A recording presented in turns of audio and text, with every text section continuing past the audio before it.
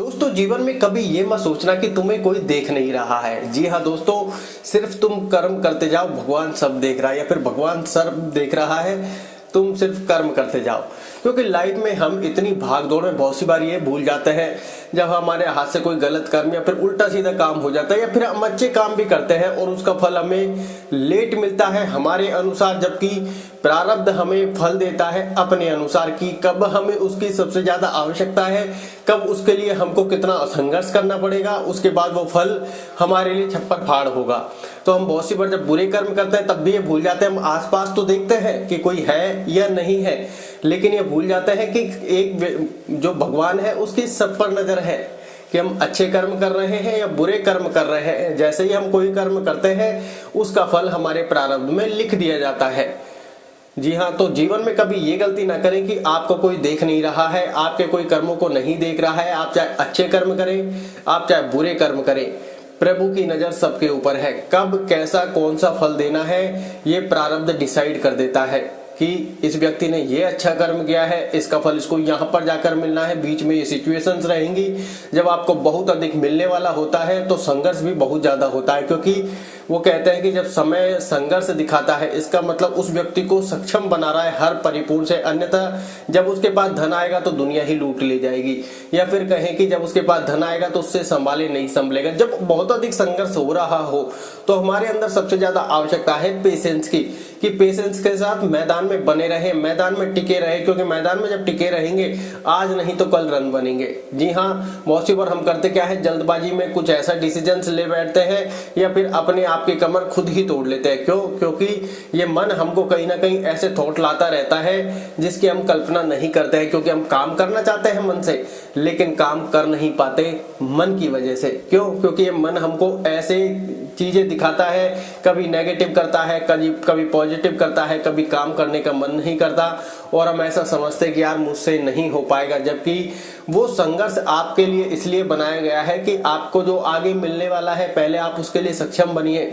अभी आप उतने शायद सक्षम नहीं है कि उस पैसे को संभाल सके। वो कहते हैं ना, देने वाला जब भी देता देता छप्पर फाड़ के, लेकिन उस छप्पर फाड़ के जो धन है, संपत्ति है, जो कुछ भी आपको अच्छा मिलने वाला है, उसके लिए पहले प्रभु आपको सक्षम बनाते हैं। समय आपको सक्षम बनाता है कि भैया पहले उसके लायक बनिए, सक्षम बनिए, अन्यथा कोई और ले जाएगा आपसे छीनकर, फिर आप क्या ही करेंगे। तो व्यक्ति को धन संभालने के लिए, धन की गर्मी को संभालने के लिए भी संघर्ष करना पड़ता है, पेशेंस करना पड़ता है। नहीं तो उससे वो जब धन आएगा, जब वो दौलत आएगी, वो उससे संभाले नहीं संभलेगी। बाद में उसको एहसास होगा, पछतावा होगा कि यार आया भी और चला भी गया। तो आपको ये समझना चाहिए कि जब संघर्ष बहुत अधिक चल रहा है तो इसका मतलब बहुत अधिक मिलने वाला है। आपको टिके रहना है, अपने आप को और अपने मन को समझाते रहना है कि भैया मुझे इतना अधीर ना करें, मुझे अपने काम को पर फोकस करने दे, मुझे अपने काम करने दे, डिसिप्लिन से मुझे चलना है। क्योंकि जब जितना डिसिप्लिन होगा उतना आप लंबा चलेंगे, और उस लंबे में संघर्ष के समय में आपको एक काम आएगा, वो है पेशेंस। क्योंकि लंबा व्यक्ति जब भी चल सकता है जब उसके अंदर सब्र हो, पेशेंस हो। क्योंकि जब परिस्थिति उसको अधीर बनाती है, मन उसका उससे भी ज्यादा उसको पागल करता है, तो सब्र का बांध टूट जाता है। इसलिए कहते हैं आप सिर्फ कर्म करो, फल की इच्छा मत करो, और आप कर्म करते जाओ, भगवान सब देख रहा है। आप जैसे भी कर्म करोगे, अच्छे बुरे सारे कर्मों का लेखा जोखा प्रभु देख रहे हैं। कब क्या कौन से जन्म में आपको फल देना है प्रभु डिसाइड कर देते हैं, प्रारब्ध आपका डिसाइड कर देता है, समय नियति आपकी डिसाइड कर देती है कि भैया इस समय में इस व्यक्ति ने इतना अच्छा कार्य किया है, इतना अच्छा कर्म किया है, अब इसका फल प्रारब्ध में आगे जाकर यहाँ मिलेगा। आप बहुत सी बार देखते हैं संघर्ष करने की हमारी क्षमता नहीं होती। जब हम संघर्ष के मैदान में उतरे हुए होते हैं, बहुत सी बार हमें फील हो जाता है कि यार इतना संघर्ष मैं कर कैसे रहा हूँ, मेरी इतनी क्षमता नहीं थी, मेरा इतना सामर्थ्य नहीं था। या तो हमारे ऊपर किसी का आशीर्वाद होता है, जैसे हमारे गुरुदेव, माता पिता का, इनका आशीर्वाद चलता रहता है, बड़ों का। और फिर संघर्ष की घड़ी में जो हमारे अच्छे पुण्य कर्म होते हैं वो हमें खींच रहे होते हैं कि भैया थोड़ा सा और, थोड़ा सा और, थोड़ा सा और, हम चलते जाते हैं और वो मंजिल तक पहुंच जाते हैं। तो इन अच्छे कर्मों को करते रहिए। बहुत सी बार हम सोचते हैं कि यार बहुत लेट फल मिला है, मिलना चाहिए, क्योंकि हमारे अनुसार हमें नहीं पता, क्योंकि हमारी दूरदृष्टि सिर्फ थोड़ी सी है, हमें अगले दिन तक का नहीं पता। लेकिन प्रभु को आपका पूरा भविष्य पता है, इस जन्म का, अगले जन्म का, किस जन्म में क्या क्या आपके लिए प्रारब्ध सेट हो रहा है, वो उनको सब कुछ पता है। तो आप चिंता ना करें, सिर्फ अपने अच्छे कर्मों पर फोकस करें कि जितने अच्छे कर्म होंगे प्रारब्ध उतना अच्छा होता जाएगा। ऐसा नहीं है कि गलती किसी से नहीं होती, गलती होती है, उसको मानने की भी एक कला होती है, मानना भी एक कर्म होता है कि हाँ मुझसे गलती हुई है, मैं एक्सेप्ट करता हूँ और क्षमा मांगता हूँ। तो देखोगे आप जो वो कर्म है वो प्रारब्ध में जो ऐड हुआ है उसमें आपको संघर्ष करने की क्षमता आ जाएगी, कुछ ना कुछ अच्छा कर्म आपका ऐड हो जाएगा। व्यक्ति की भावना बहुत ज्यादा इंपॉर्टेंस करती है, व्यक्ति की भावना क्या है। तो आप देखोगे, जब भी तो कहते हैं कि आप सामने वाले व्यक्ति का भला सोचिए, आपका भला अपने आप होने लग जाएगा, कर भला हो भला। तो ये क्यों कहा गया है? क्योंकि कोई भी कहावत ऐसे ही नहीं बनाई जाती। बहुत सी बार जैसे बहुत से बार फिल्मों में गाना होता है या फिर कहीं के ऐसा होता है, कोई दिन हाथी कोई दिन घोड़ा कोई दिन पैदल चलना जी, सदा मगन में रहना जी। आज कभी हमें घोड़े पर होंगे कभी हाथी पर होंगे, क्योंकि पुराना गाना है दोस्तों में गाड़ी घोड़े हाथी होते थे, कोई दिन हाथी पर चलना है कोई दिन घोड़े पर चलना है, कोई दिन ऐसा समय आएगा जब पैदल भी चलना है, लेकिन आपको मगन रहना है क्योंकि फिर समय आएगा जब आपको हाथी पर चलना है। तो ये सुख दुख जीवन का एक हिस्सा है और ये हमारे कर्मों का प्रारब्ध है।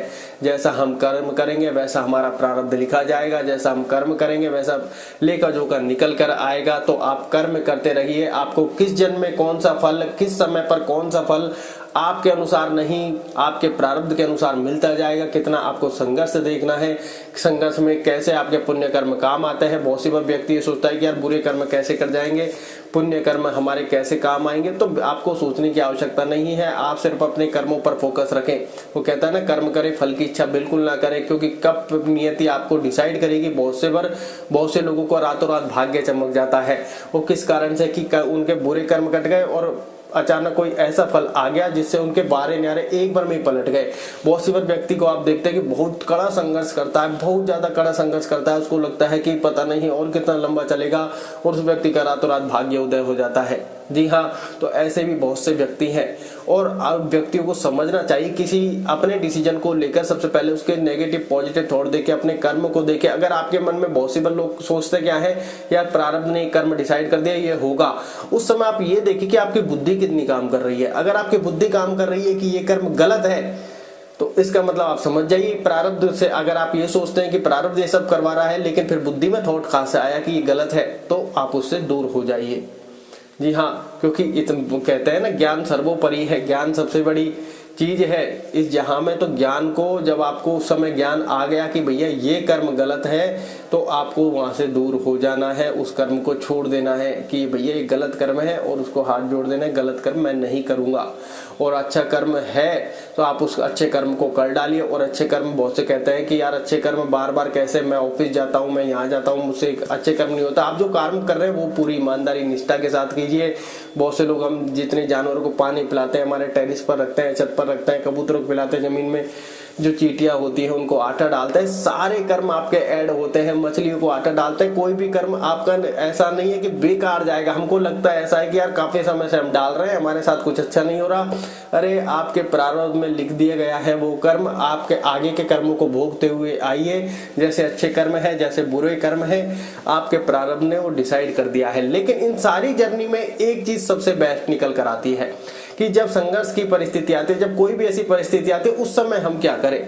उस समय क्योंकि मन हमको हमारे इतना पागल बना देता है, तो उसके लिए है दोस्तों मेडिटेशन। क्योंकि ध्यान को शास्त्रों में भी कहा गया है, लिखा गया है कि भैया ध्यान में एक ऐसी शक्ति है जो आपके मन को पूरी तरीके से वश में रखती है, आपकी इंद्रियों को वश में रखती है। क्योंकि ज्यादातर जो हमारे कर्म जुड़े हुए हैं और जो खराब कर्म जुड़े हुए हैं, मेन चीज अगर देखी जाए तो वो हमारी इंद्रियों से है। क्योंकि इंद्रिया ही हमारे द्वेष भाव उत्पन्न कर दिए, इंद्रिया ही हमारी ईर्ष्या का भाव रखती है, इंद्रिया ही हमारा कहे कि क्रोध दिलाती है, इंद्रिया ही हमारा दिमाग खराब करती है, इंद्रिया ही हमारे आकर्षण का केंद्र बनती है, इंद्रिया ही हमें किसी दूसरे प्रति व्यक्ति के आकर्षित करती हैं, इंद्रिया ही हमें सारे खेलना चाहती है। और इंद्रियों का स्वामी है मन, और मन के स्वामी है हम। लेकिन हमने मन को अपना स्वामी बनने दिया है। अब पॉसिबल है कि जब मेडिटेशन करेंगे इंद्रिया वश में आएंगी, आपके मन वश में आएगा। लेकिन ये सारी चीजें पॉसिबल है मेडिटेशन से, क्योंकि जितने आप अच्छे कर्म करोगे, जो कि मेडिटेशन से पॉसिबल है। क्यों? क्योंकि मेडिटेशन आपके मन को शांत रखेगा, आपके माइंड को एनर्जी से भरपूर रहेगा, सोचने समझने की शक्ति देगा आपको। और आप देखोगे जितनी भी खराब परिस्थिति हो, आपका मन शांत है, और मन शांत है, उतना ही अच्छा आप फैसला कर पाओगे, उतना ही अच्छा आप सोच पाओगे कि अच्छा कर्म है या खराब कर्म है। क्योंकि हम सभी धरती पर कर्म ही करने आए, कब उसका फल, कब उसका प्रारब्ध डिसाइड होगा। बहुत से लोग ये सोचते हैं कि यार पता नहीं कब मिलेगा, तो आप उस चीज की चिंता ना करें। हो सकता है हमारी परिस्थिति उस समय हमारे हिसाब से अनुकूल ना हो, लेकिन भगवान जब 2 रोटी आपको दे रहा है, 2 वक्त का भोजन आपको दे रहा है, तो आप फिर थोड़े से मग्न हो जाइए कि भैया कर्म पर और ज्यादा फोकस करने की आवश्यकता है, कि और अच्छे करते जाओ, जिससे प्रारंभ और अच्छा होता जाए। कि अब जो हो गया सो हो गया, जब ज्ञान मिल गया है, मेडिटेशन मिल गया है, ये वीडियो आपके लिए प्रभु ने भेज दी है, नियति ने भेज दी है, विधि के विधान ने भेज दी है, तो फैसला आपको लेना है और मेडिटेशन जरूर करना है। मेडिटेशन को अपनी लाइफ में उतारोगे तो आपकी लाइफ इजी होने वाली है, क्योंकि प्रकृति ने आपको मेडिटेशन भेज दिया है संघर्ष करने के लिए, पैसे संभालने के लिए, पैसे नहीं होने पर संघर्ष करने के लिए, पैसे होने के बाद खुश रहने के लिए, सब चीज के लिए मेडिटेशन जरूरी है। तो मेडिटेशन जरूर करें। धन्यवाद।